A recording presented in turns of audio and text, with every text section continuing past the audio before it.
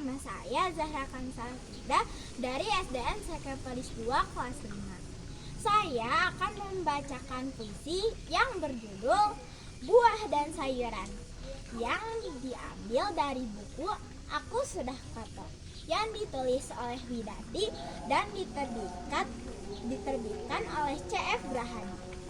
Selamat menyaksikan. Buah dan Sayuran karya Zahra Kansa.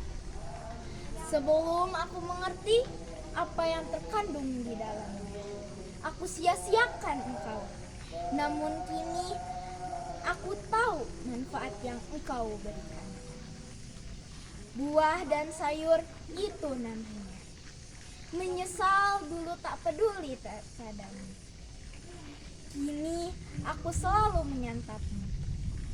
Sayuran membuatku segar. Buah-buahan membuatku sehat.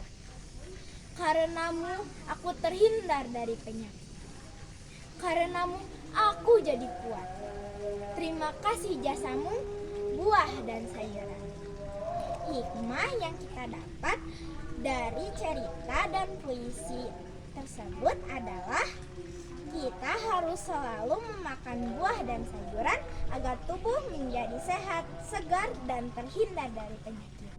Sekian, wassalamualaikum warahmatullahi wabarakatuh.